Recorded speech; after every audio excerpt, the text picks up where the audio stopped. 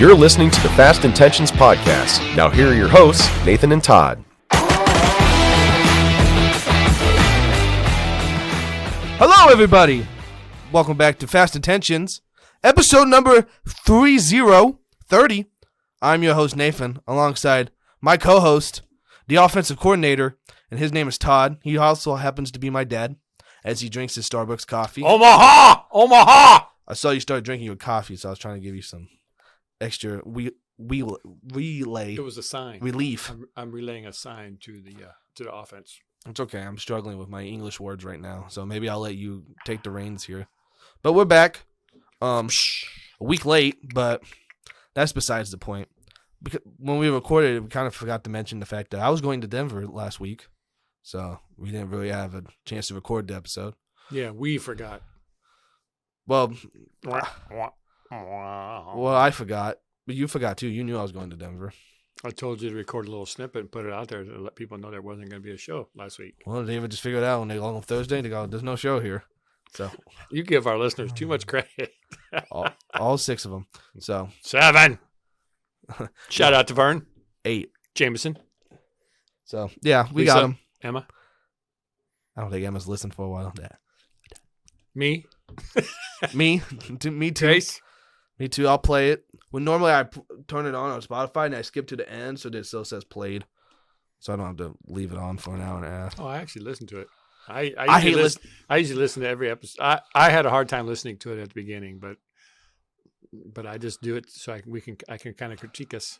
Well, I'm not as bad as I used to be. I used to never be able to listen to myself, but I can do it if I'm like by myself listening to it. But if like I always hate it when you start playing something for like other people and I'm there, I have to like leave the room because I can't listen to myself in front of other people, which is ironic because everyone, my family says I talk a lot and I won't shut up. So I don't mind people hearing my voice, but I don't like to hear myself while other people hear it. If that makes any sense at all. It does not. It does. It makes sense. Oh, okay. I'm going to turn on the Fast Intentions light too. We haven't had that on for a few episodes. Maybe that'll help our brains like function. But anyways, we're back. As mentioned, it is episode number 30. So you know what that means. We got to find somebody to honor for this podcast. In all their glory. So you have some people, and then I also have some people. So do you want to do your list? And then I can tell you who I have as well? That or we can go back and forth. Sure. Well, do you want me to go first?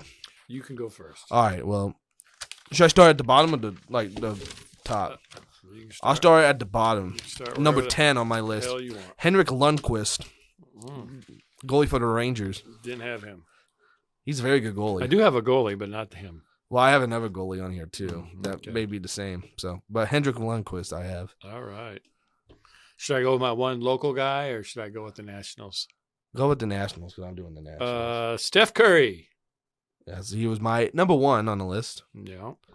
And I think he may be a clear-cut favorite. I don't think so. I think so. Bernard King I have. He's number 9 on mine. Mary Bernard, prolific scorer for the Knicks. Yep. My second one is Ken Griffey Jr. You wore it with the Reds is what I have on here. Well, that's the team he started with, and that's the team he got traded to. Is that the team he's most known for, though? I think so. Not because his dad played there. Not the Mariners? Well, I think it's kind of 50-50. Okay. See, he was a ball boy and stuff there. You know, he spent a lot of his youth with the Reds because his dad played there a lot. Yeah, because that's what I was thinking. Like, Ken Griffey Jr., obviously, that's a good candidate.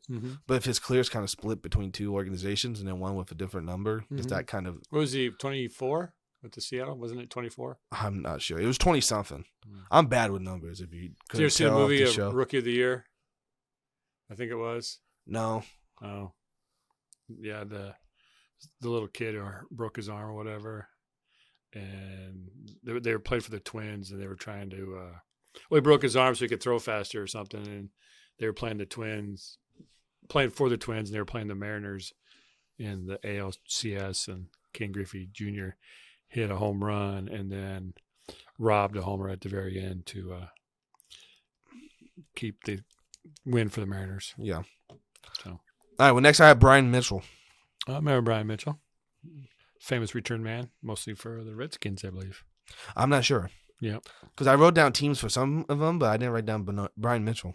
Yeah. And I wasn't really familiar with him. No offense. Well, here comes my clear-cut favorite, in my opinion. Okay. Nolan Ryan.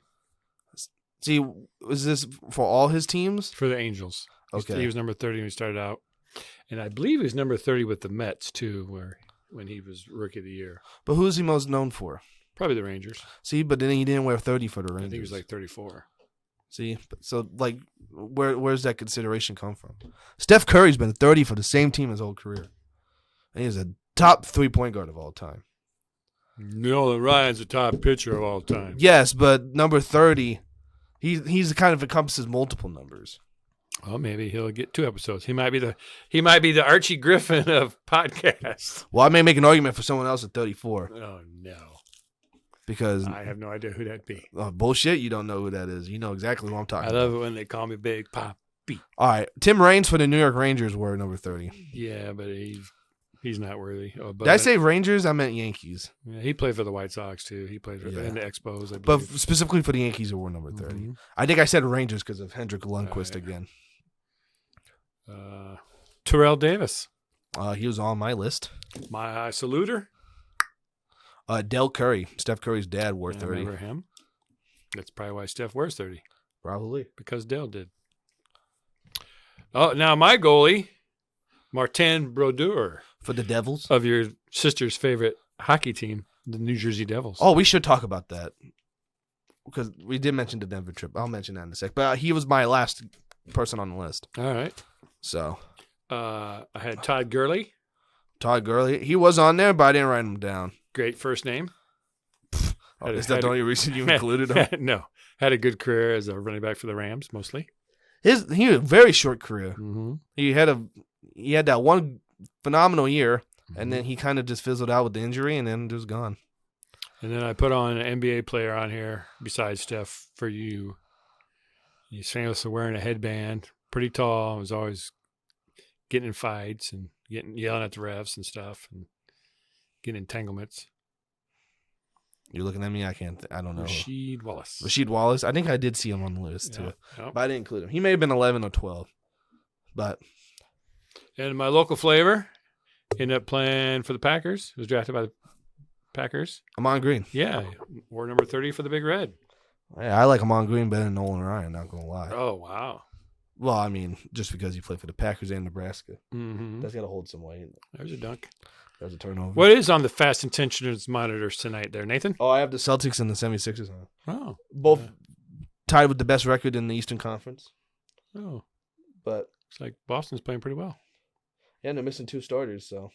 Up by a dozen? They're missing Porzingis and Jaylen Brown. Yeah. But we still got Tatum. He's about to make that. And Holiday. Ooh. Nice. So what's your vote? Steph Curry. Oh. Main reason, like I said already, he's been 30 his whole career. Nolan Ryan, is his 30 better than his 34? Maybe not. Same thing with Ken Griffey. That's half his career. This is yes, Ken Griffey Jr. We're getting all of Steph Curry here. All of Steph Curry. All his rings, his dynasty.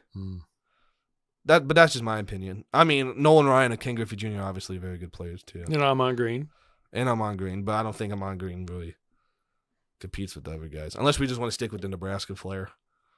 So I don't care if you can have the final say. I don't. Who was last week? 29. Mm-hmm. I don't even remember who we picked. Eric Dickerson, wasn't it? I'm not sure, but I'm gonna look on the Fast Intentions podcast page I have to figure it out. Rod Carew we picked. Rod Carew. There you go. I'm going to just take the liberty of choosing Steph Curry because I think you chose Rod Carew. Okay. So. Well, do you want to talk a little bit about your Colorado trip since we have a lot of stuff here we want to cover? Oh, no. Well, yeah, we saw my sister likes the Nuggets, Grace. Grace likes the Nuggets. My sister Emma likes the Pelicans. They were playing each other. They yelled at me and said we always have to go watch my teams play. So they wanted to go see their teams play. So we went. Nice. And it was fun. The Nuggets won. Even though Jamal Murray wasn't there. The Pelicans were up like 14.5, and then they came back and won. And the Pelicans missing CJ McCollum because he has a collapsed lung. So that's not good. Thoughts out to CJ McCollum, but they really needed a point guard because they look like doo-doo trying to move the ball around. They were just making a shit ton of shots the first half, and then that wasn't really the case in the second half. And then we went to an NHL game because we'd never been to an NHL game before. Mm-hmm. It was the Avalanche and the Devils. And my sisters were trying to get into hockey. Mm-hmm. So my sister Emma chose the Kraken as her team. And then I've stuck with the Penguins. Even though I was kind of tempted to go with the Bruins to fit my Boston theme kind of that I got going.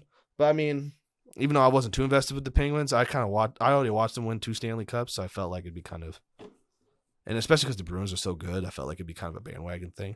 So I'm sticking with Pittsburgh. And I actually watched them last night when you didn't come over to record. So, but anyways, my sister Grace was deciding between the Devils and the Avalanche. So we went to the game and we were like, Grace, they could be like fighting for your fandom. Like this could be like the game to decide who you're a fan of. She's like, oh yeah, that sounds good. Well, the Avalanche won like 6-3, I think. And it was like, the game was at 8 p.m. because of mountain time, so it kind of screws off their thing. And so my sisters were both tired, and they both just wanted to go back. So I'm like, Grace, how does it feel to be an Avalanche fan? She's like, yeah, whatever, blah, blah, blah. While we get on the subway, because we had to take like an hour-long subway ride back to the hotel. We didn't get back till like midnight. So, but then the next morning, Grace goes, I think I like the Devils, even though they lost. So now she's a New Jersey Devils fan. So that was just kind of why it was ironic we had a New Jersey Devil on the list. But yeah, so I've been saying this for years. Dad makes fun of me every time I say it. I've been trying to get into hockey because I say it every year and then I never watch any games. Nope. But the end of last year, I was doing pretty good, and I've been doing good so far this year. So good. We'll see it going. Yeah. So on the way back there, quiz me on Penguins players. I knew 60% of the roster. Nice. Because they kind of had a big turnaround this year. Yeah, they had a big turnover. So like the third and fourth lines, I'm kind of like, I don't know who that is. Yeah. Lars Ellers and Noli Asiri or whatever his name is. I don't know any of those guys. Yeah, some of those European guys they're hard to pronounce their names. So. Well, Emma was trying to read the rosters to us, and she was like, "Ooh." But we also did we went through like a top 100 list of hockey players. We tried to guess what team they were on. I knew some of them. I probably knew about 15%. I know Connor McDavid, crushing it. Leon Draisaitl, all those, just some random names in like the 60s. I knew. Draisaitl. Yeah. So. But that was the extent of the Denver trip. Otherwise, we went to the zoo and stuff. Dad's going through my box of Christmas stuff that's been in that box since Christmas. Never been opened. It's almost Christmas again. Stuff I bought him. Never been opened. I'm gonna take it home and put it back in the box for this year.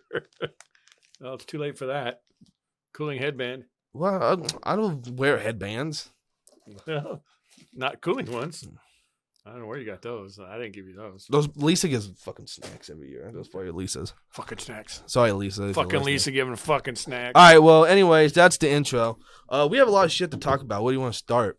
I mean, we kind of start with Nebraska every time. Well, let's talk a little bit of baseball because we were talking right before the show that some of the MLB's been handing out their awards for the year. So some of those have dropped recently. So why don't you touch base on those, and then we can talk a little bit about the World Series that was last time we recorded. I think it was a game 4 or 5 was being played, and the Rangers won the World Series shortly after last time we recorded. So I'm not sure. I'm not going to lie. I didn't watch much of the World Series. I didn't watch much of the MLB playoffs at all. I did a little bit at the beginning, but I watched a couple of games because Arizona made it pretty exciting. And shout out to Corbin Carroll. He was Rookie of the Year for the Diamondbacks in the National League, and first Diamondback ever to be named Rookie of the Year. So I think I heard like every NFL, every NL team's now been represented once at least by having a Rookie of the Year. That's kind of cool. Mm-hmm. And then American League was Gunnar Henderson. Now that you mentioned the National League Rookie of the Year, So, well, I'm sure Orioles are consideration for a lot of awards because they were, just kind of, well, like we talked about in the preview episode at the beginning of the year, that, we knew they were coming because they had, made some moves and fortified their farm club and stuff like that. But they really showed up this year. They kind of fizzled out at the end. But, I mean, it wasn't like they got, just beaten over the head or anything. I mean, they were competitive. It just, ran out of gas toward the end of the year. So they'll definitely be picked to be a contender next year. For the next few years because they're super young. Yeah. Well, speaking of other awards they're considered for, Manager of the Year, Brandon Hyde, their manager, won American League, which I think for the main part was you expect him to be competitive, maybe get like that third wild card spot. No one expected him to have the best record in the American League and kind of run away with the. To make this great is if some guy named Seek won the NL Manager of the Year. Hide and seek. Oh, well, it wasn't Seek. It was Skip. Skip Shoemaker for the Marlins. Close enough. Marlins. I don't think anyone really predicted the they be any competitive. Yeah, they were really. They were about 500 all year. I mean, they just were hung around, and did they get in? Yeah, they were like. I think they were the second wild card. I think the Diamondbacks were last. Yeah, or that could be backwards. I'm not sure, but yeah, no one. I didn't really expect them to do much. They have like a few fun players on their team, but that was about it. Yeah, it looks like they were the second wild card. Yeah, because Arizona was last. Well, you just didn't know because Derek Jeter decided to get out of the organization, and we never really were sure why. So you just thought, well, maybe there's something going on there. So we weren't really expecting to be contenders, but they really put something together. Yeah, so super young as well. And then Cy Young Award, that bastard Garrett Cole won it. Kermit himself. And then Blake Snell for the Padres. Blake Snell, nice. Kind of I want to say a low-key year, but especially the way the Padres have been playing. Yeah. Kind of under the radar, I would say. Well, because they really struggled. I mean, they spent all that money on payroll, and it didn't work, and then they were trying to shed some of that at the end. And so for Snell to just come out and pitch all the time during kind of all that turmoil going on around him, and team just not producing that's pretty good. It says a lot about him. His focus. And then I have Silver Sluggers, too. I'll go through these real quick because there's a lot of them. American League at first base was Yandy Diaz for the Rays. Nice. National League was Matt Olson for the Braves, first base. Now tell the audience, Silver Slugger, is that they consider the best hitter or the best average, or what's it based on? The Silver Slugger Awards, this is a quote from MLB.com. Okay. The Silver Slugger Awards, which are voted on by MLB managers and coaches, are given to the top offensive player at each position in each league. Okay. That includes 3 outfielders in each league and 1 utility player in each league. Okay. And for the first time, a team award was given out in each league. I don't know what that means. Second base was Marcus Semien for the Rangers. Okay. World Series champion. And Luis Ariz for the Marlins, who was at one point could he hit over 400? And then he had like 354. That's what the actually says. Shortstop, Corey Seager for the Rangers. Third time winning. And then Francisco Lindor for the Mets. Nice. Third base was Rafael Devers for the Red Sox. Shout out. And Austin Riley for the Braves. Nice. The American League, the outfield was Luis Robert Jr. for the White Sox. Julio Rodriguez for the Mariners. And Kyle Tucker for the Astros. And the National League was Ronald Acuna Jr., Mookie Betts, and Juan Soto. Pretty powerful outfield there. Yeah. Catcher was Adley Rutschman for the Orioles in the American League. National League was William Contreras for the Brewers. Not William. Okay. Designated hitter was Shohei Ohtani for the Angels. Of course. Even though he got hurt at the end of the year. And then Bryce Harper for the Phillies. And then for the utility, this just must be an extra player, regardless of position. It was Gunnar Henderson for the Orioles, Rookie of the Year. And then Cody Bellinger for the Cubs. Which is good for him because he was kind of struggling. He had that 1-year deal to kind of prove it in Chicago, and he did. So that's good. They tried to re-sign him, and he said nope. And then they had Offensive Team of the Year, so they just voted for the best offensive team in each league. The Rangers won in the American League, and the Braves won in the National League. What? The Royals didn't win it? I don't know about that, buddy. So those are all the MLB awards. Nice. And then, we didn't really mention it because the World Series is still going on. The Texas Rangers. I was trying to say win. The Texas Rangers win the World Series. We run that tape. For the first time ever. See, eventually when that soundboard gets hooked up, we could just hit a button and we'll just applause. Yeah, shout out to our buddy Glenn. He called that. Yeah. In June. Yeah, me and Wayne would say, we're on the bus trip. Yeah, we weren't so sure about that. And if Wayne's listening, you owe Glenn $1. There you go. So now there's only 5 teams that have never won the World Series. Do you know who those teams are? The Rangers are off this list now. The Marlins? The Marlins. No, they did win it. They won. I'm thinking in my head. They won with Cabrera. Yeah. Yeah, you're pointing at the NFL teams. Well, no, I'm just thinking in my head. One the Red Sox beat in 2007. Yeah, that's not going to help. The Rockies? Yeah. That's not going to help. Proceeds to name it. One, a Cy Young Award winner this year plays for that team. And $50 million in debt, as we'll talk about here in a sec. San Diego. Milwaukee? Yep. Then there's 2 more. I remember Milwaukee made it back in the day, and they lost to what they call them, the Harvey Wallbangers, because their coach's name was Harvey something, and they called them the Wallbangers, Harvey's Wallbangers, because that's like a name of a drink. Uh-huh. But they lost to the Cardinals. I remember that. They had players like Gorman Thomas and people like that, so they were a fun team to watch. 2 more. One's getting fishy in here. I'll sting you if you don't get it. That's all the hints you need. The police? No. Sting? Tampa Bay Rays. There you go. And then the last one, I always get these teams confused. It's not the Miami team, it's the other team. Florida Marlins? No. I always get these 2 teams mixed up because they're both M names, and they both kind of have the green logo. Well, the Marlins used to have that green logo before they have, like, blue now. Oh. But the way up west, where the Seahawks play. The Pitchforks. The Tridents. The Seattle Tridents. The Seattle Kraken. The Mariners. The Mariners. Yeah, for some reason I always got the Mariners and the Marlins confused because they both have the Mar and then the Greens. So I always kind of put those 2 together even though they have nothing to do with each other. So, Bruce Bochy is the 6th manager in MLB history to collect 4 World Series trophies. Yeah, he's pretty prolific in the playoffs there. Yeah, son of a bitch with the Giants. Yeah, and they didn't Win-loss. They won. They didn't lose on the road this whole series.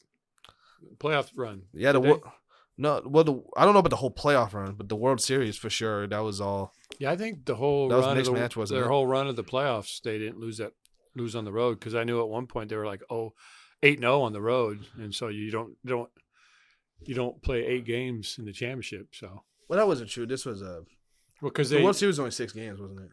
Yeah, well, and then they swept some of the early games, so yeah, you're only talking about 1 game on the road. So well, I'm not sure. Well, Corey Seager he won the World Series MVP, and he was the only player besides Reggie Jackson to win multiple World Series MVPs for multiple different teams. Wow. Corey Seager did with the Rangers, obviously, and the Dodgers, and then Reggie Jackson did with the Athletics and the New York Yankees. Yeah. So the Yankees. And then I have a note here.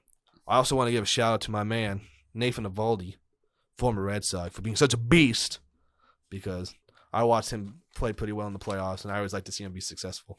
Because I wish the Red Sox would have re-signed him. I think he's a great guy. Mm-hmm. He just gets hurt a lot. But when he's in the postseason pitching, he's dealing. He's dealing. He's like a blackjack dealer. He's that one that came out of the bullpen, pitched like 8 innings when I was up till 3:30 in the morning watching that World Series game that went like 18 innings. Jesus Christ. And then they lost, and I was like, well, why did I stay up for this shit?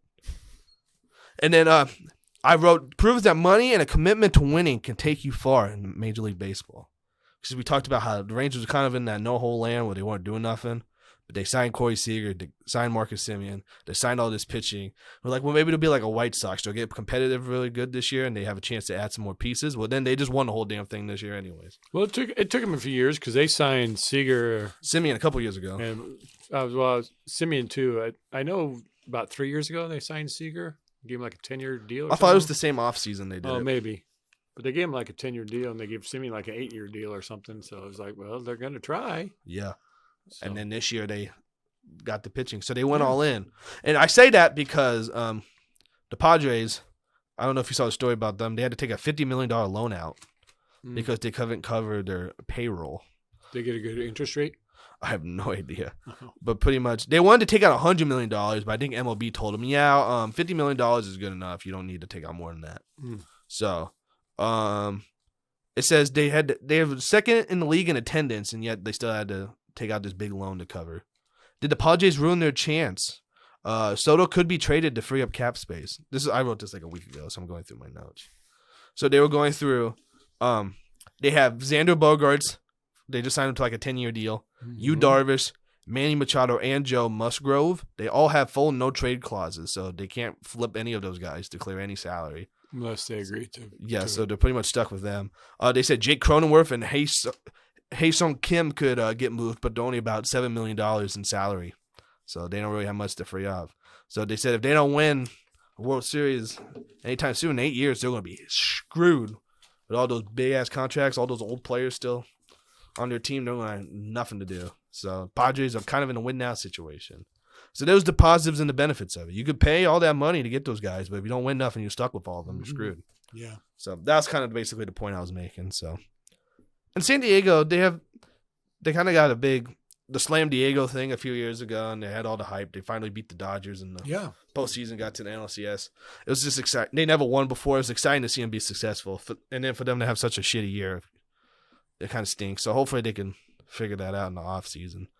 But yeah, now they can't re-sign Juan Soto to this giant deal that he wants. They're going to have to do something to get rid of him.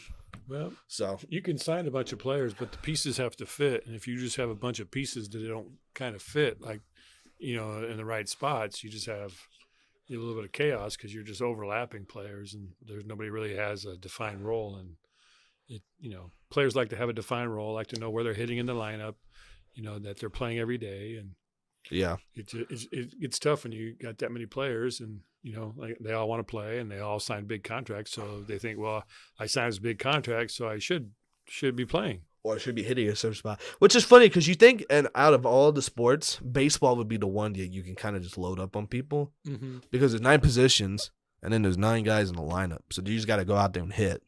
But there's a reason why they put the power guy fourth. They put a speed guy first. They make contact. And then you want a guy that can drive guys in a certain part of the lineup. Mm-hmm. So you don't really think about those things when you're signing. Like Xander Bogaerts, Manny Machado, we don't really got to think about it because they're really good players. But it's interesting how some of that works. Just because you get a bunch of good guys doesn't work out. We talk about the Dodgers every freaking year about how they're beast in the regular season, then they go to the postseason. It just doesn't really work out. So, well, you can supplement your team with these guys. It just doesn't. It's proven that you can't buy your whole team and expect it to work. It just doesn't pan out that way. All right. Well, what would you like to talk about next? You're the lead co-host on this adventure, so you tell me. I don't know about the lead co-host on this. Well, let's go to the NFL. All right. We'll talk about that a little bit. I don't really have much to talk about games, per se. Okay. The only thing for games, I wanted to shout out the Denver Broncos for their win against the Buffalo Bills. And for as shitty as that situation has been with Russell Wilson, Sean Payton, they only had one win against the Bears team they barely came back and beat. And then there's a lot of turmoil and chaos. They've come out, they beat the Chiefs at home, and then they beat the Buffalo Bills on the road, and they've won 3 games in a row, 3 or 4. So I just wanted to shout them out for going through the adversity and kind of coming back and making something out of this after season. They got waylaid by the Dolphins. Yes. I mean, don't get me wrong, Buffalo more than helped them out. Yes. This last week, but fired the offensive coordinator. Yeah, but yeah, yeah. and I don't really think it was his fault what happened. And he didn't tell the guy to go out and turn the ball over or throw an interception. But yes, yeah, Denver could have easily packed it in, and they really struggled last year. And Russell Wilson just wasn't himself. But they've it took him a while, bringing Sean Payton in, kind of establishing what he wants to do, and I think he's kind of tweaked his offense to fit who he has and what he has. They've had a few guys that were injured that have come back. So, and Russell's playing pretty decent. I mean, he's not elite, but he's playing well. And so, yeah. He's not kissing babies. No, and they got a real strong defense, and they just played to their strengths, and the offense has to do just enough to win. So he's not kissing babies anymore, like Sean Payton told him to. And then, unfortunate news: Deshaun Watson underwent season-ending injury today. So now he's going to be out for the rest of the year. But it kind of stinks because I was just talking about they came back and beat the Ravens on Sunday. Yeah. And I was saying they're a fun little team, especially with a good defense. Deshaun Watson hadn't been playing like Texans Deshaun Watson. And at this point, I don't really know if you can expect that. But you kind of hope you expect it with all the freaking money they're giving him. Yeah, but they want an all-world quarterback, and he's just not that. But well, you kind of think he could have been because that defense is good. Mm-hmm. When Nick Chubb was healthy and Kareem Hunt, that was a 1-2 punch that was crazy. Probably the best in the league. Well, they're going to throw DRT out there instead of PJ Walker Jr. And he'll be the guy going forward unless something happens. So if you have Ford or Hunt or maybe even Pierre Strong Jr. on your team, you might think about playing him on your roster if you're uncertain about your running back position because I think the Browns are going to try to lean on the run, and I think they're actually playing the Broncos this week. I think. Even though the Broncos have a good defense, they still give up like the 5th most rushing yards. So, or they'll give up 70 points every now and then. So, but in that game, I'd expect the Browns to do some play action, rollouts, some screens stuff that that fits the DRT's game. The Browns played the Steelers this week. Oh, is that okay? The Browns. I'm sorry. You don't know who you'll play? Sorry, I was still basking in the victory over those hapless Packers. We're not hapless. But we just have a bunch of idiots running the team. So yeah, I could see him leaning on the run game this weekend. So yeah, so very nice. Hopefully Deshaun Watson feels better, even though he's not the best human being in the world. But we don't need to talk about that. The NFL trade deadline happened. Yes. So there's a few trades that happened that I probably want to talk about. Okay. Chase Young was traded to the San Francisco 49ers for a 3rd-round pick.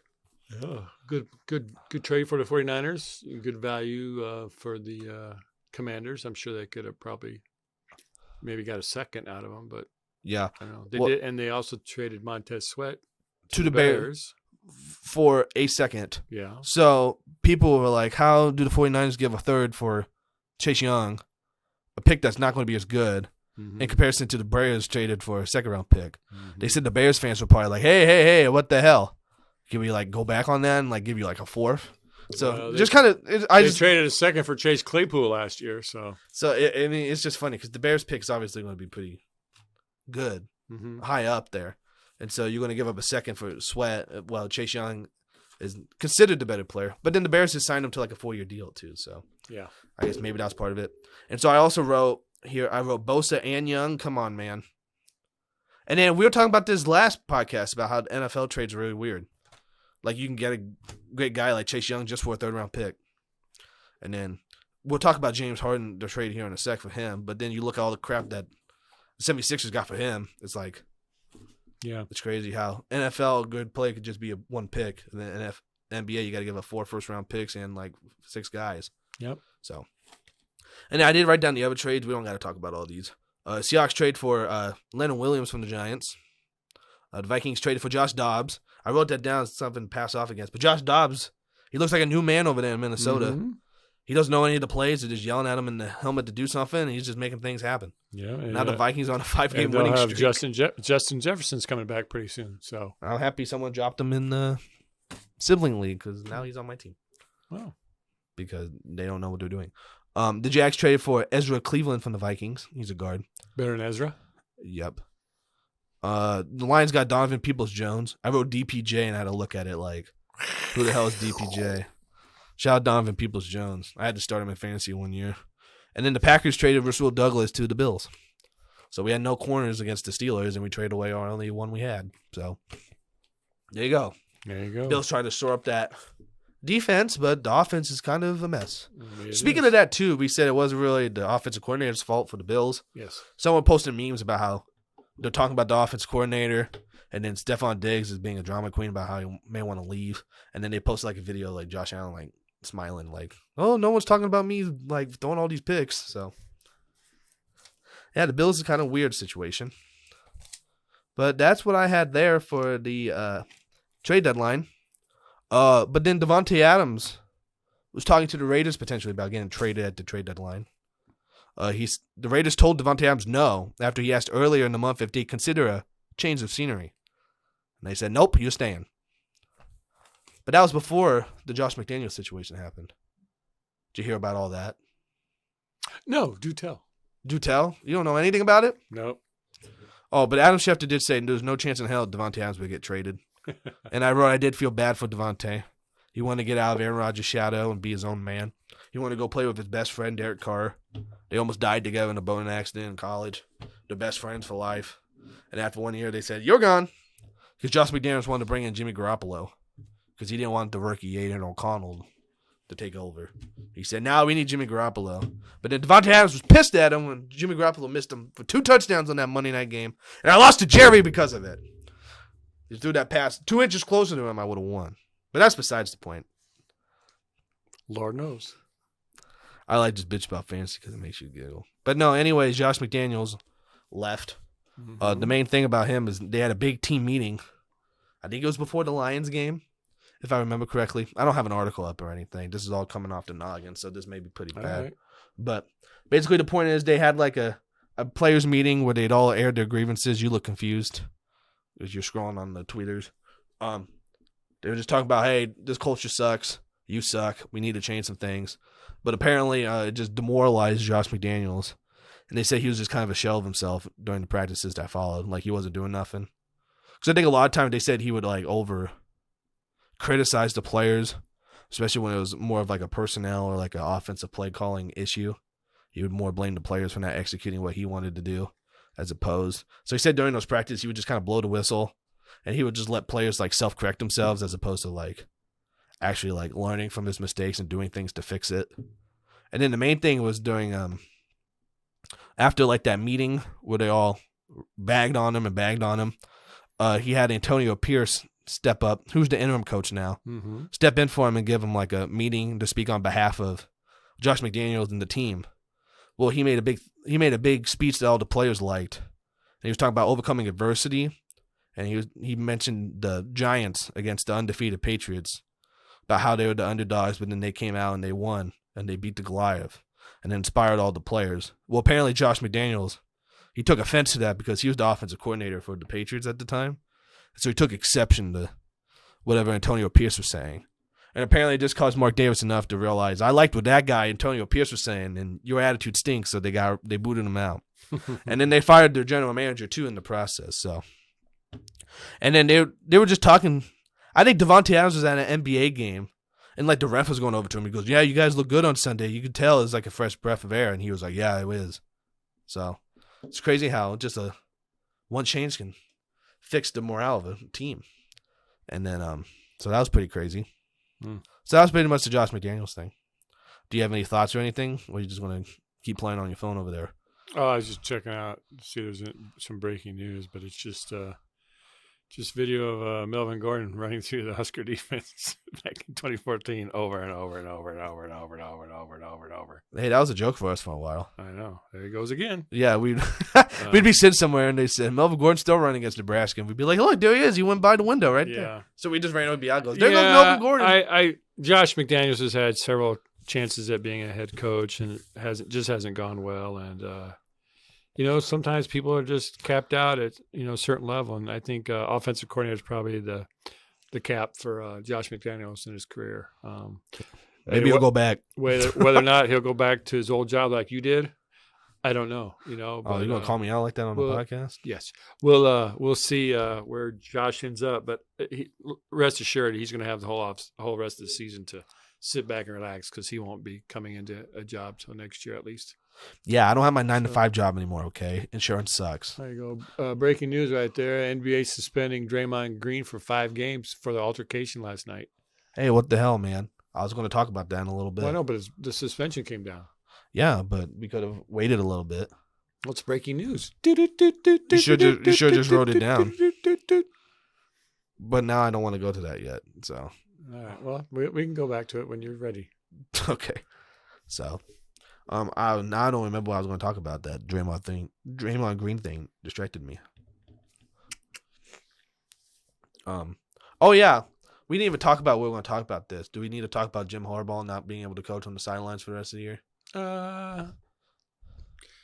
Which is weird because isn't he allowed to go to like practices and stuff? He just can't coach. I don't know the whole suspension limitations. Basically. They were sending people to scout other teams and sitting right behind their benches and trying to steal signs, blah, blah, blah, blah, blah, blah. Sons of bitches. And finally, Jim Harbaugh denied it. Well, the Big Ten finally said, no, you're culpable. So you're suspended the last 3 games of the season. You can't coach the team. And then now the team's out there, free Jim Harbaugh. And then they're just, everybody's up in arms. Well, you cheated. You're not allowed to scout teams. You scouted teams. There's no denying it. Everybody's seen it. Everybody has footage, video. People have seen it. It's such a joke now that fans of teams are actually dressing up as Michigan people with binoculars and sitting in their own stands to mock you. So there's no free Jim Harbaugh because what you did is illegal. I don't care if it's legal in college or not, in high school and in pros, but not in college. It's not legal. So, you got caught, and you got to pay the price. So that's what's happening. So, I'm sure Michigan's going to use it as a rallying cry. They're already probably one of the top teams in the country, if not the top team in the country. So it'll just be, we'll have to listen to, how he was wrongly convicted of this or that. But, it's, there's no denying what they did. So there you go. Yeah. And they shot that coach who was crying on the sideline. Did you see that? Mm-hmm. Michigan coach. Yeah. He was all happy. So Yeah. shout out that guy. I don't even know his name. Shows how prepared we are. Like I said, I didn't even write it down for our discussion this week. Well, I had a few storylines in college football. Do you want to just, since we already talked about Jim Harbaugh, do you want to stay in that realm? Yes, and then we'll talk about Nebraska afterwards. And that shit show. With Oklahoma's move to the SEC, another traditional rivalry has ended. The one between Oklahoma and Oklahoma State, better known as Bedlam, which is pretty good name for a series. Bedlam. Why is it called Bedlam? It's just, Bedlam, mayhem. It's just the word, it's just, I didn't know if there was like people get together and things just go wild and get strewn about and stuff. It's just, you could look up the definition if you want, but. Well, I am familiar with Bedlam. Yeah. As Bedlam began in 1904, and it was actually started before Oklahoma was officially a state. But the teams had met 118 times. Oklahoma won 91 of those games, with Oklahoma State winning 20 with 7 ties. I don't wonder why they were happy. So Oklahoma's leaving for the SEC. It's basically the little brother trying to, defeat and get over the big brother. It's just how it's been. It actually took till the 9th game in the series for Oklahoma State to even score a point. Oh. And then it took till the 12th game for OSU to finally win a game. Now, this last year was the final game, but Oklahoma State did have bragging rights because they ended up winning that game 27-24. So for the rest of history, Oklahoma State can say they won the last game in the Bedlam series. Well, there's a chance they could play a non-conference game. Well, there's chances down the line. We were playing Oklahoma last 2 years. Well, that's because that's like the anniversary of the game of the century. Well, they're coming back in like 2029. Yeah, they're trying to keep it alive, but yeah, it's just every 8 years. Just another casualty of the expansions. Just the great rivalries that we knew growing up, just falling by the wayside. These games are 100 years old. Like Kansas, Missouri. The border showdown. Those teams played forever, but there's going to be new rivalries. But we'll be talking about Nebraska, Iowa. It's 80 years. It's just the SEC mantra. They don't. They have such a tough schedule in league. They don't want to play a lot of tough out of league games. Like this week, all the SEC teams are all playing these smaller schools. It makes sense. Yeah, and then they get some more moolah. Actually, I was just talking to one. Give more moolah. I was talking to one of the guys at work. He's actually going to the Alabama game this weekend. He said there was a bunch of tickets for sale for like $7. So he bumped up his minimum to $50, and he says, "I got some really good seats." So they're gonna go down and enjoy the game. So make sure you take your pom poms. Nothing's more intimidating than a bunch of people shaking a pom pom at you. Facetiousness there, by the way. They do that everywhere now. But yeah. Then there's a couple headlines in the SEC. Texas A&M fired Jimbo Fisher. Ross Bork, the athletic director, made the decision after Jimbo had been there 6 seasons. Poor guy's going to leave with $80 million. Yeah, the school still owes him $75 million, and he still has 8 years left on his contract.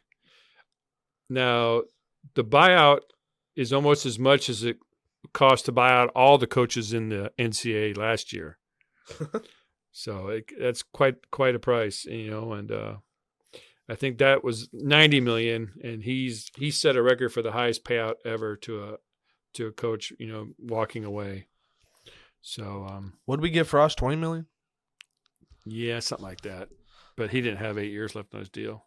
Well, and if one more game, it would have been cut in half too. Yeah. But that's the chance you take. You sign these guys to these long-term deals, and if it doesn't go well, you're on the hook for a lot of money. Not, and it's a lot of money to you and I. To Texas A&M, it's probably not too bad. I mean, And I'm sure they'll portion it out over so many years or whatever. But It's going to be like Bobby Bonilla.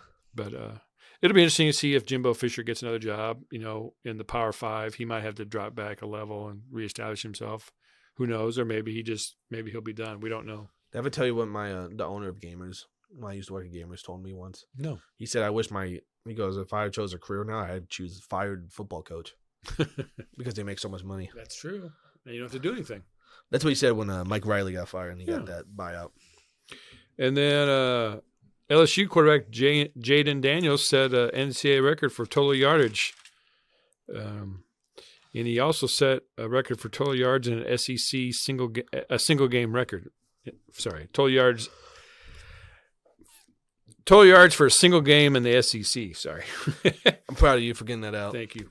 He was 17 of 26 for 372 yards and 3 touchdowns, and he ran for 234 yards on top of that. He's the first player to ever amass 350 yards passing and 200 yards rushing in a single game.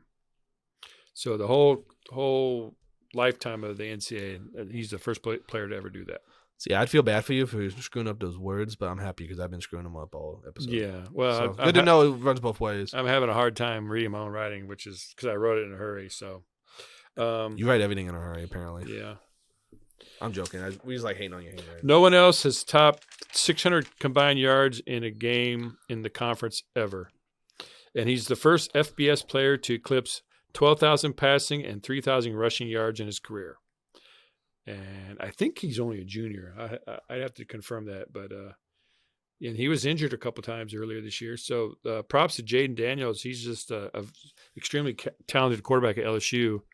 Unfortunately, LSU as a team's down a little bit. But, Jaden's playing lights out this year. So props to him.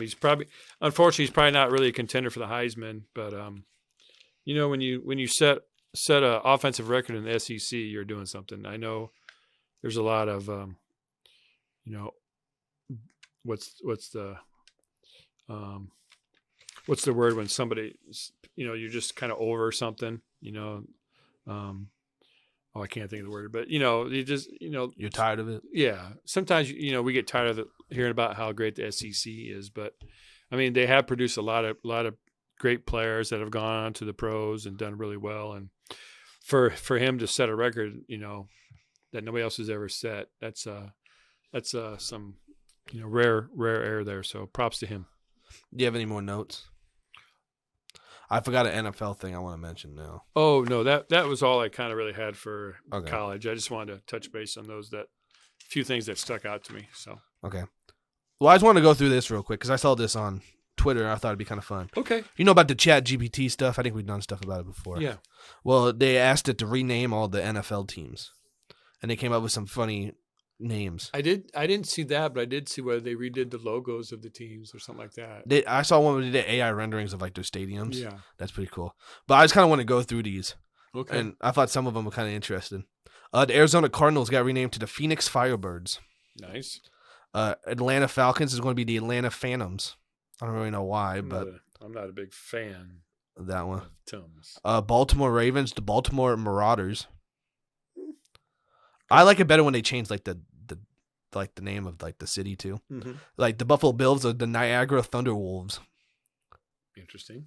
The Carolina Panthers. Sorry, the Charlotte Predators. Okay. Chicago Bears is the Windy City Bruisers. Cincinnati's the Queen City Tigers. Okay. Who is it? Cincinnati Bengals, the Queen City Tigers. Isn't Baltimore known as the Queen City? Well, I don't know, but maybe Cincinnati is too. Well, either way, that's what ChatGPT came up with, and ChatGPT does everything correctly. Of course. Cleveland Browns is the Lake Erie Lancers. Ooh. The Dallas Cowboys would be the Lone Star Outlaws. How about them Outlaws?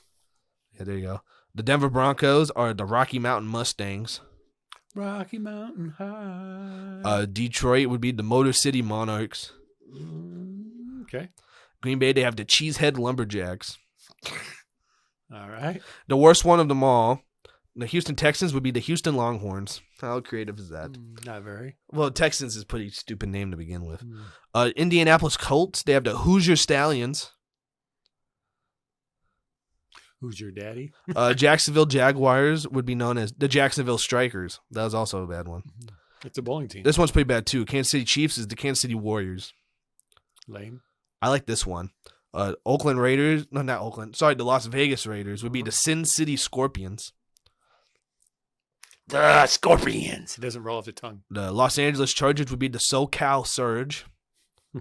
The Los Angeles Rams would be the Hollywood Stars. Miami Dolphins would be the South Beach Aquatic. So, Lame. I'm a South Beach Aquatic fan. I didn't see that logo. The Vikings are Probably Michael Phelps. the Vikings are the Northland Nomads. Okay. The Patriots would be the New England Minutemen. Okay. The Saints would be the Crescent City Crusaders. Giants would be the Empire City Guardians. Not bad. Because they were the Guardians originally. I think that was one of their names before the Giants. The Jets would be the Big Apple Aviators. Was it this chat GBT must have just got the source out. Yeah. The Eagles were the Liberty City Raptors. Here's Pittsburgh. Do you have any guesses for Pittsburgh? They're not called Pittsburgh anymore. No, I'm trying to think what Pittsburgh's known as. Has something to do with their actual nickname now. Yeah. Probably the Iron City.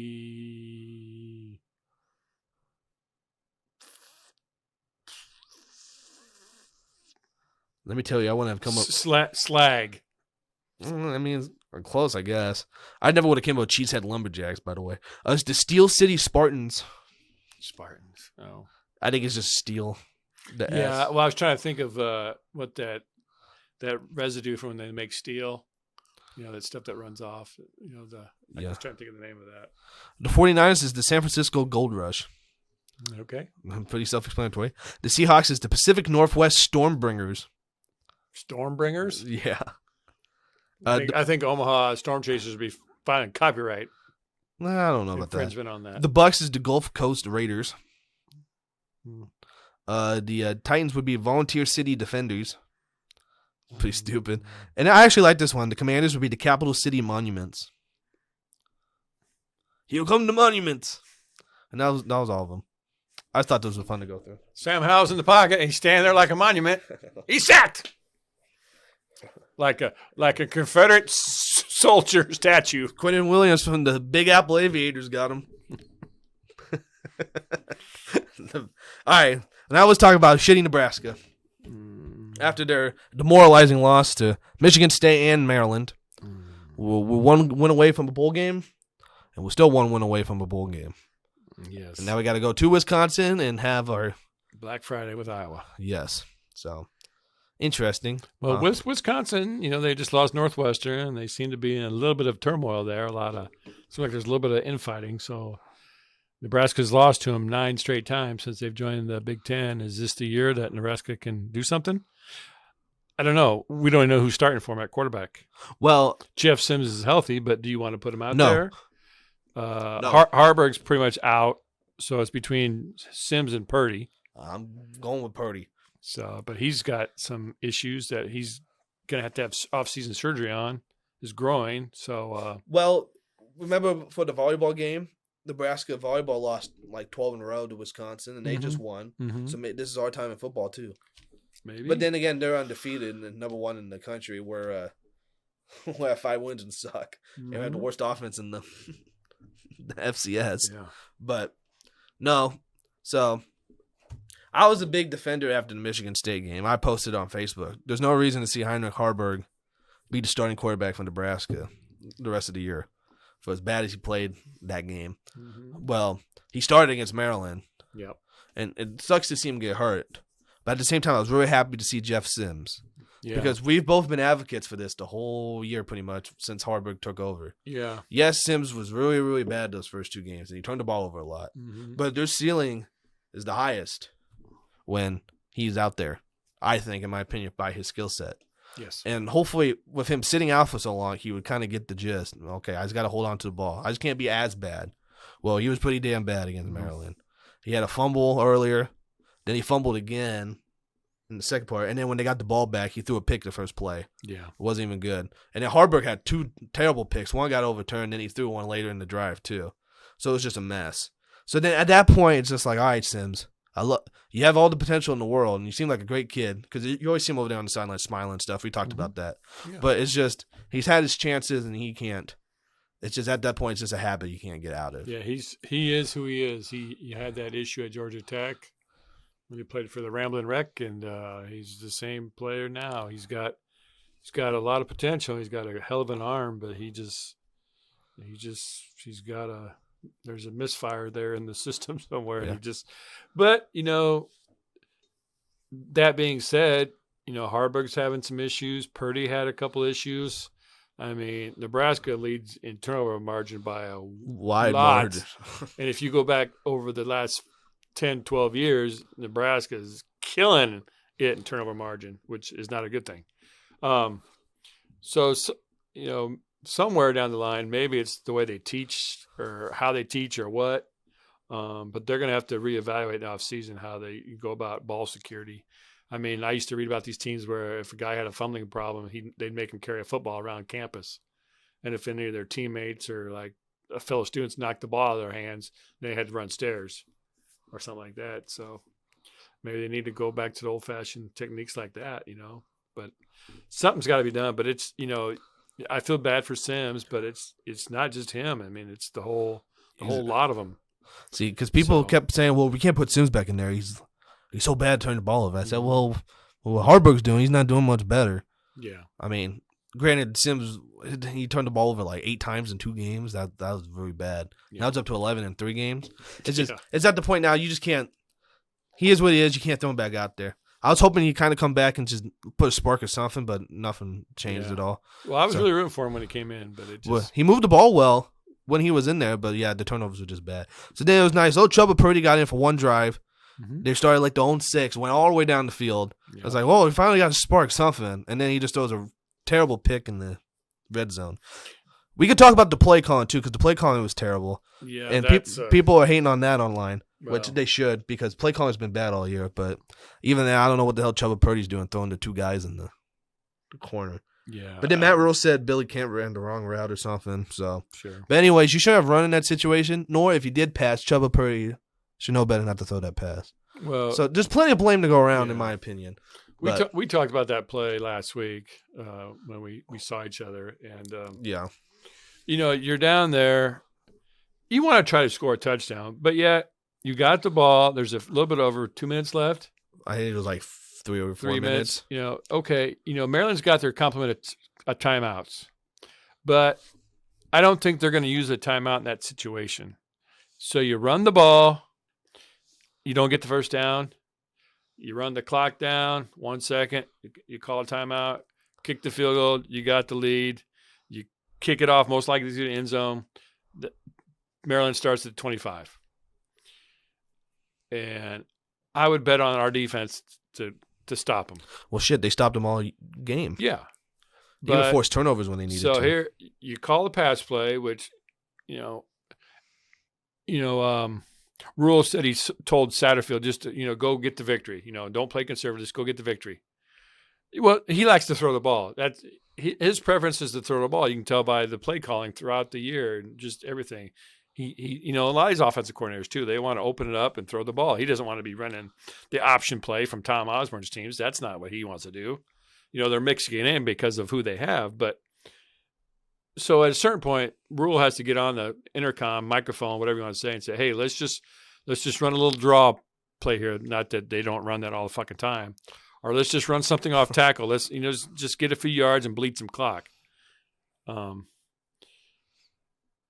Like I said, and then Maryland gets down there. They have to drive the field to try it or go for the win, and I'm banking on our defense to stop. But you throw. The Maryland guy comes off, the other player makes a good play, intercepts it, and runs it back. And then now all of a sudden Maryland's got all the momentum. And then the defense has to go trot back out and say, oh, man, we got to try to stop them. Again. And then, just a big pass play, another pass play. Well, they're already at our 40-yard line in 2 plays. And it's like, well, they're going to have to get a turnover or do something. And, they just couldn't stop them. And you basically just watch Maryland bleed the clock, just little by little by little. And then until there was like 3 seconds left, they kick the field goal and they run out of there with the win. And, Matt Rule's done a lot right this year. So, I mean, you really can't bag on him. But at a certain point, you gotta know your team. The defense is the strength of your team, but you can't just keep throwing them out there. I mean, eventually they're going to break. They just can't stay with it. Tommy Hill. I was actually going to say a few weeks ago. I've been really impressed with Tommy Hill from what he was last year. Seems like he's improved a lot. Well, now Tommy Hill's playing a lot more defensive back, and he's been getting beat a lot. A lot of double moves. You watch Maryland ran a lot of double moves on him, and he was biting on that first move, and they were just running past him, and he gave up several big pass plays, which really hurt him. But yeah, I just don't. And I've talked about it several times on this podcast, and we've talked about it all the time. Basic football, basic play calling will win you 80% of your games. When you call stupid stuff and you try to do things outside the limits of your team, you risk things happening like this, and that's basically what happened. And yeah, you don't want to be conservative, and you want to stay aggressive, but like I heard Dirk Chatelain say this today from the Omaha World Herald. You're not going to stick with the same quarterbacks you have now. You're going to have brand new quarterbacks. So what's the difference between that and just playing to win?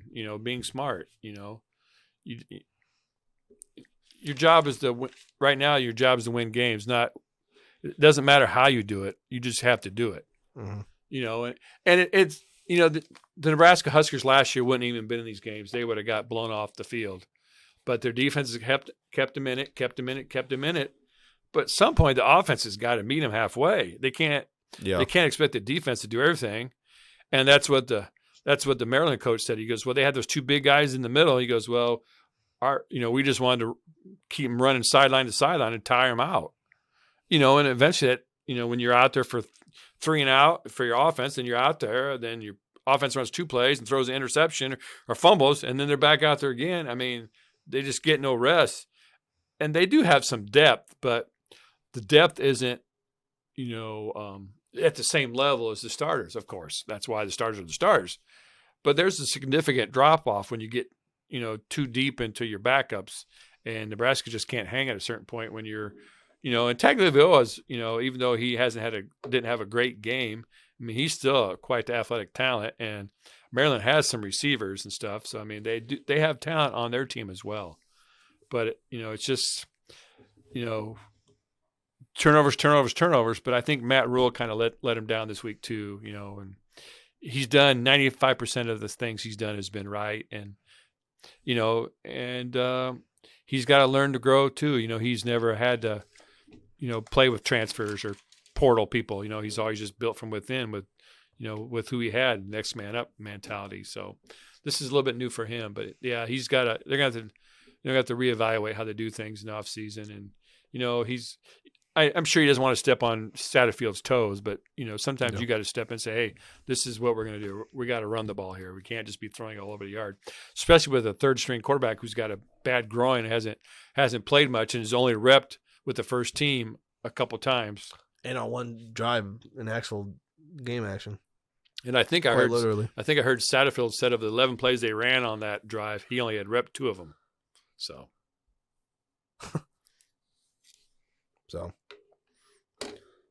I mean, your thoughts on the play call? I know you kind of feel the same way I do, but I feel the same way I do. I would have ran the ball in the situation, but I mean, it's hard to define a line for me as to like what's bad coaching. And at one point, is just the quarterbacks suck. Like, I mean, you could call plays, but I agree you shouldn't have passed the ball in that situation, especially when you're right there. You could bleed the clock, take the lead, and then your defense that's been stopping them the whole game can hopefully continue to do so, even though they didn't really do it on that last drive. And they have that much more time to rest some more, Yeah. To kick the field goal, go to commercial break, they set up the kickoff. I mean, they get even a little bit more time to rest. Well, even then, if he was like worried about well, if we run the ball and then Maryland calls a timeout, we don't really bleed the clock. Well, I mean, that's still one less timeout for Maryland to go down the field. So, I mean, it's still in your benefit anyways. But I don't know. It's hard because, yes, I would agree Matt Rule probably should have been like, hey, we need to run the ball during the clock. Obviously, you can't tell. But at the same time, you can't tell your team, yeah, we just can't pass it all. We have to run the ball the whole game. So, there's plenty of blame to go around. That's basically what I'm saying. They do that fairly often. They get in a 3rd and 13. Here comes that fucking quarterback draw. Well, if you believe in your team, why aren't you throwing there? I mean, so it's just. Well, they shouldn't. I did like in this game, they did do a couple of swing passes out to Emmett Johnson, at least to get him moving forward to kind of act as a run, but also at least get some action going. And then the defense, the only thing that pissed me off is that they were doing the stupid Green Bay thing. They had a lot of like 3rd and 10s, 3rd and 9s, and they were playing really far off, and they would just do like a little underneath route, and they would sneak in for a first down. It's like, I get that you want to play kind of prevent and tackle them forward, but at what point are you going to just let them get 8 yards and then just make a move to get the other 2? That always frustrates me. Like, why would you play so far off? Yeah. I go, if it's 3rd and 16, sure, play 10 yards off, but not like 3rd and 8. Yeah, well, they always feel like they can come up on a pass route instead of getting beat deep. But yes, and then I did notice at the end their tackling got really bad. There was a play where they threw a kind of a inside, like kind of like a slant pass, I think it was, or a little screenish thing, and they came up and they had like 3 guys around him. But Hartsock came up fast, but instead of tackling the guy, he just tried to lay his shoulder into the dude, and the dude spun off him, and then he spun off another guy, and he got like 8 more yards. I'm like, I said, just tackle the guy, hit him and wrap him up. Quit trying to throw shoulders into guys. Yeah, I did notice that last drive. That's a bad habit they had last year, and then they've kind of when they get tired like they are, they revert back to that. Yeah, they just thought, well, I'll just put a big hit on him and knock him over. Well, if the guy can survive it, there goes 8 more yards or whatever. You got to tackle these guys. These guys and you see in the pros, just guys come up try to lay dudes out all the time, and it's just they teach tackling a form for a reason. Yeah. Well, I know we disagree about this. You commented on my Facebook post against Michigan State, but because it's hard to blame the defense when they're constantly thrown out there and have to barrel out the shitty offense. Because even against Michigan State, Nebraska had the ball like 3 drives in a row. They were on like the own 6. Because Michigan kept pinning them deep. Yeah. And then Nebraska would just get 3 and out. They'd punt the ball. And then Michigan State was on Nebraska's 45 just to start, the 42. And the defense 3 times in a row bailed them out, got them the ball back, and they just couldn't do shit with them. Yeah. So, I mean, at times you're like, you want to be frustrated at the defense. Like, man, why the hell are you doing that? But at the same time, what else can they do? They're top 20 in the FCS and defensive stats for a reason. It's just, and they'd be even better probably if they didn't have to go out there so much. They'd give up less yards if the offense could sustain a drive because a lot of offenses out there to get 2 more yards. So yeah, it's ridiculous. Speaking of field position, on a side note, Brian Buscemi hasn't been what we thought he was going to be. I mean, he started the year out good, and he's had games he's punted real well, but the last few weeks he's struggled. He hasn't been getting the yardage and the distance and the hang time that they want out of him. So he's got to refocus and get his self right. Alvano's been a lot better though. Yeah, he's really been better. But with the offensive struggles, you need the other 2 facets. Defense, of course, has stepped up, but you also need your special teams to step up. I mean, their return game is like nil. I mean, they're not getting anything out of that, and so they're not getting plus yards in that category. And then if your punter's not punting well, you're losing yards on that side. So, you're basically only winning with defense. The other team's winning with special teams and offense, and then you're losing the turnover battle by a wide margin. That's just it's hard to win. It's smoke and mirrors. Well, to talk positives at least, Emmett Johnson's looked really good. Yes, for being a redshirt freshman, just getting thrusted in there. Yeah, they have pieces. The offensive line looked really good last game too. Yeah, they've gelled. You'd like to think if they get any sort of quarterback play that's not dog shit awful, they could at least have won 2 of these games. Yeah. They could be Minnesota. They could be Michigan State. They could be Maryland. So that's the only thing you could think. Matt Rule's got them in the right direction. They just need someone at the helm. They just need someone. Chuba Purdy, Jeff Sims, Heiner Harburg are not it. But you did ask who should start. I think Chuba Purdy has to start if Harburg can't go. I don't think throwing Sims out there would do anything for your team's morale. Well, if he's healthy, I think they'll give him a shot. Why not? You've tried everything else. But, yeah. The other 2, I mean, you have to at that point. You have to give the guy – I don't want to say Chuba Purdy's earned it, But at that point, Harburg or Jeff Sims hasn't earned it, so they have to give someone else a chance. So, but yeah, the defense is going to be tested again. Wisconsin's struggling, but they want to be more of a throwing team. But with the history of Nebraska and Wisconsin, they're going to just come out and try to run the ball in Nebraska and see if Nebraska can hold up to the run game. So, but hopefully Nebraska can get a break. Maybe Nebraska can get a pick six or get a fumble return for a touchdown or something. Just something to help the offense, and maybe a big splash play where it gets them back off the field. Because they're going to be tested. It's going to be a 60-minute game. It's going to be just a slugfest. They're both have 5 wins. They're both trying to qualify to become bowl eligible. So I did like the fake punt. Nebraska did too. Mm-hmm. That was nice. The only thing I have quote from Matt Rule is Satterfield's not going anywhere. That's pretty much all he said. Yeah. He said all we've done is fire people around here. Where's that gotten us? And he goes, it's been 1 year. You want a whole new offense and a whole new language. He goes, everyone's instincts just to fire people, and it doesn't work. So, which I pretty much agree with the sentiment of. But that doesn't mean Marcus Satterfield shouldn't be better. Well, this is all a byproduct of Nebraska playing better than people thought and being so close to getting to a bowl that now, because these issues have cropped up and kept us from getting that 6th win, now everybody's all up in arms. But, before the season started, 5 wins would have been great. We thought a lot of people predicted 5 wins or maybe less. So, and it's just frustrating because these last 2 games, Nebraska could have won them. Yeah. I mean, they should have won the Minnesota game. So, you're talking they could have 7-8 wins by now. Yeah. So, So, I mean, in the long run, this has been a great year, first year. But at the same time, it's so hard to watch. Jesus Christ. Well, I'm excited for next year. I wouldn't say it's a great year. I mean, I think they've done great things, from where they were. But it's a great start in the right direction. Yeah, they definitely have the right guy at the helm. The defense is making strides. Coaching helm, not quarterback helm. The offense has a long way to go. Yes. And we don't even know what this offense can be or what they want it to be because of who they have or who they don't have. So, well, who they don't have a quarterback and all the guys they have a running back are gone. Yeah, and they're struggling. They lost a lot of receivers. A lot of receivers got hurt, and then Betts left the program. So yeah, all the injuries and then all the shitty quarterback play. So I think you got to look at it at the broad totality. At the totality and broad scheme of things. This is a good first year for Nebraska. I think he's laying the foundation, and he's got some pieces. He's missing some rebar in that concrete, but he's got a good start. Oh, and I mentioned this stat to you. I wanted to put it on here too. Fewest passing yards in college football this year. The top 5 schools and fewest passing yards, which is kind of an oxymoron. But number 1, Army. I don't have what they average, but Army has the least passing yards per college football team. 2 is Navy, and 3 is Air Force. That doesn't shock much of anyone. Well, I think the military schools never throw the ball. I think I watched an Army-Navy game a couple years ago, and I think it might have been Army. I can't remember. I'm pretty sure it was Army, but I think they had 1 pass for the whole game. Yes. So just to put it in perspective, number 4 is Iowa, and number 5 is Nebraska. Ooh. Talk about how terrible it's been to watch. I'm telling you, that Iowa-Nebraska game is going to be like 7-6. Yeah. It's going to be that.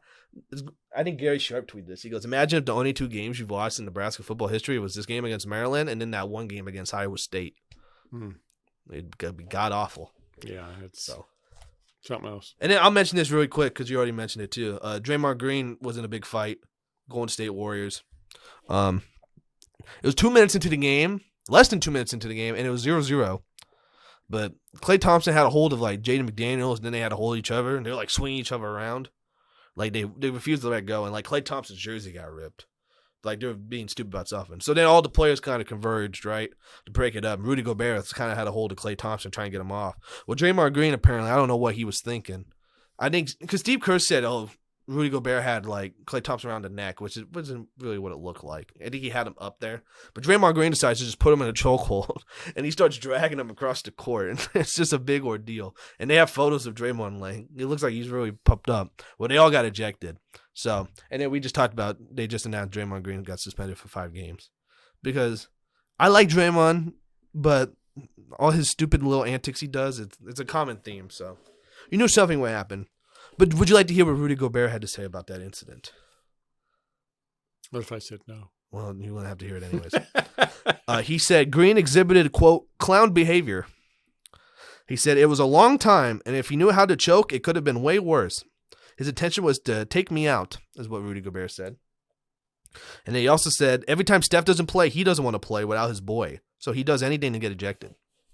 So I'm excited for the next Timberwolves Warriors game, not going to lie. So yeah, it used to be all right with Draymond when they were winning, but now that they're losing, it's just his act's getting old. Well, they're not doing too bad, but I think he feels the need to be like the energy guy or like the asshole. You always need kind of like an asshole on your team. You know what I mean? Like there's always like the gritty guy, but sometimes he takes it too far. You play that role on the podcast. The asshole guy? Yeah. Oh, and then James Harden got traded. I don't know when my other papers went, and I forgot to talk about it. But James Harden got traded to the Clippers for like 6 guys or whatever. And then haven't won since. They haven't won since, so I'll just leave it at that. Good trade for the 76ers. They got like 2 first-round picks out of it. Mm-hmm. The Thunder threw in a pick, too, just randomly. They were part of it. The Lightning and the Thunder. So it'll be interesting to see how that works out. 5 games isn't really enough to judge it, but it's just funny. James Harden said he's the system. Oh, he's not a system. He is the system, is what he said. And then they're 0-5 since. So, yeah. Ironic. Do you have any nuggets? I have one nugget. I have 2 nuggets, actually. I have a McNugget. All right. So, who's going to fire up the boosters, you and me? Are you captaining this mission, or am I? Roger. Oh, I guess you are. All right. My first nugget. Tony White, defensive coordinator for Nebraska. We were just talking about this man. But he just got nominated for, I don't remember what the name of the Broyles Award. The Broyles Award? Named after? Something. Frank Broyles. Someone Broyles. I didn't know how to say Broyles, so I didn't write it down. Yeah, I figured you would say it. Famous Arkansas coach, and then he did some broadcasting after he retired. Yeah, but pretty much it's great voice. Guy had a great voice. So it's just like assistant coach of the year, pretty much, and he's been nominated for defensive coordinator of Nebraska. So shout out to our man Tony White. We were just ragging on him a little bit, but his side of the ball looks very good. That's all I got to say about that. All right. My nugget is the Astros have named a new head man. He is Joe Espada. He was been a bench coach with the team since 2018, and he's been elevated to take over for now retired Dusty Baker. Because the bench coach from 2017 became our manager. That's right. For the Red Sox. And he was banging drums over there. Yeah. He's like Todd Rundgren. Bang the drums slowly there for Joe Espada. And then my other nugget was thoughts with Kelly Oubre of the Philadelphia 76ers. Did you see what happened to Kelly Oubre? I heard about that. He was near his residence outside Philadelphia, and he got hit by a car. They don't know if it's a hit or run or anything yet, but he went to the hospital, and he got a broken rib. So he's been released. And then Woj actually just announced before this game that's on, he may be back in 2 to 3 weeks. Oh, I did have a little bit of a kind of a nugget. I apologize. I didn't get a chance to research it a lot, but I heard it and it just kind of stunned me. But do you remember the incidents a couple weeks ago where the hockey player got accidentally slashed against through the throat, ended up dying? Well, the guy who actually slashed him has been arrested for murder or manslaughter. So apparently there might have been more to it than it just being an accident. So apparently they have some kind of evidence or something that it was maybe premeditated or something. So it's kind of scary. So we'll keep an eye on that situation. But just for his family too. Session. It's bad enough that happens, but then to find out it possibly might have been on purpose or had intent, that's pretty scary. Yeah, I did see that. So yeah. Thoughts with that.